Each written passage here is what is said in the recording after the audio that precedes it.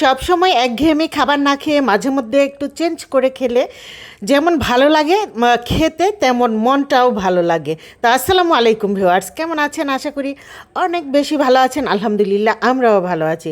তো আগের দিন বুটের ডাল রান্না করছিলাম, তো দুপুরবেলা বললাম হাজব্যান্ডকে যে ভাত খেতে ভালো লাগছে না, একটু বাইরে থেকে খাবার এনে দাও। তারপর ও নান রুটি আর গ্রিল নিয়ে আসলো, আর বাসায় ছিল বুটের ডাল, খাসির মাথা দিয়ে বুটের ডাল রান্না করেছিলাম, এক বক্স ছিল ওইটা। তো ওগুলা দিয়ে রাতের বেলা রাতের ডিনার করে নিলাম। এই যে বললাম যে মাঝে মধ্যে বাইরের খাবার একটু মন চায়, ভিন্ন স্বাদের। সবসময় হাতে রান্না করা বা বাসার খাবার খেতে ভালো লাগে না, একটু চেঞ্জ আসলে ভালো লাগে। আর আমরা রান্না যদি একটু চেঞ্জ করে করি মাঝে মধ্যে, তো ওইটাও কিন্তু খেতে অনেক ভালো লাগে। আমি আজকে একটু অন্যরকমভাবে রূপচাঁদা ফ্রাই করে নেব, মাছ ভাজি করে নেব। তো রূপচাঁদা মাছ আমি এখানে সুন্দর করে ধুয়ে তারপর লম্বা লম্বা চিরচির করে কেটে নিয়ে এখানে লেবুর রস দিয়েছি মরিচ বাটা, রসুন বাটা, লেবুর রস দিয়ে সব কিছু দিয়ে অনেকক্ষণ ম্যারিনেট করে রেখে দিয়েছিলাম। আর এইটাতে যদি একটু রসুন বাটা দেওয়া যায়, সামুদ্রিক মাছ যেহেতু, আবার ইলিশ মাছের রসুন বাটা দিলে কিন্তু ভালো লাগবে না।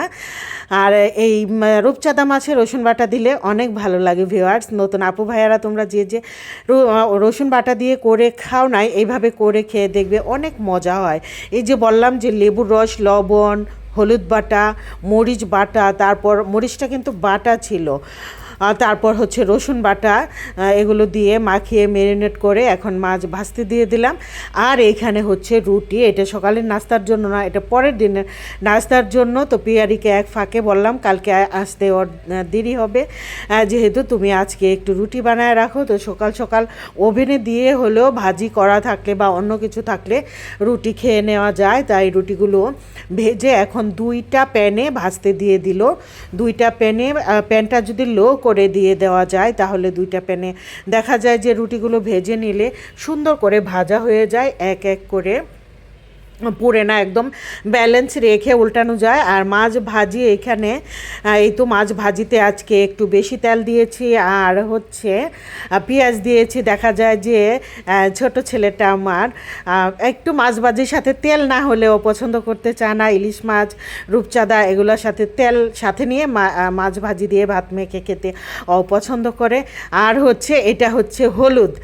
তো নতুন আপু ভাইয়ারা এরকম লম্বা লম্বা টাইপের হলুদ কিনবেন। এই হলুদটা আমি ধুয়ে শুকায় তারপর ভাঙাতে দিব মশলা করার জন্য। এই হলুদের কালার এবং রঙটা কিন্তু অনেক ভালো আসে।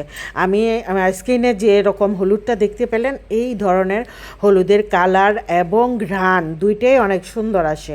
আর এটা হচ্ছে ডিম ভাজি করে দিচ্ছিলাম সম্ভবত ছেলেকে, হ্যাঁ, এক ফাঁকে রান্নার এক ফাঁকে রুটি ডিম ভাজি করে দিয়েছিলাম। তো ভিউয়ার্স, আজ হচ্ছে শুক্রবার, আমার এটা আজকের ভিডিও না, আরও 3-4 দিন আগের ভিডিও আমি ডাউনলোড করে রেখেছিলাম। হ্যাঁ, তো আজকে ভয়েস দিয়ে দিলাম। আজকের ভিডিওটাও অন্য কোনো দিন দিয়ে দিব। একটু পাতলা খিচুড়ি দেখতে পেলেন, ওইটা আমি একটু বাগার দিয়ে নিলাম। অনেক দিন ইচ্ছা করতেছিল যে একটু পাতলা খিচুড়ি খাবো। খিচুড়িটা রান্নাটা পুরোটা দেখাইনি, শুধু বাগারটা একটুখানি দেখিয়েছে। আর এখানে হচ্ছে সাত বাগান থেকে শশা নিয়ে আসছে, সরি এটা কি বলে, পেঁপে নিয়ে আসছিল। তো পেঁপেগুলো কেমন যেন একটু দাগ দাগ উপরে, আমার মনে হচ্ছে রেখে দিলে ভালো থাকবে না। কয়েকদিনের টানা বৃষ্টিতে পেঁপেগুলো যেন কেমন হয়ে গেছে।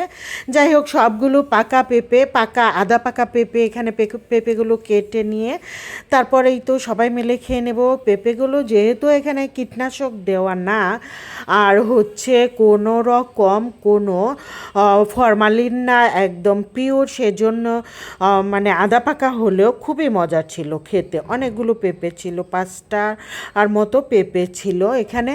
আজকে আমার ভিডিও ছিল এই পর্যন্তই। এতক্ষণ যারা যারা আমার সাথে ছিলেন সবাইকে অসংখ্য ধন্যবাদ।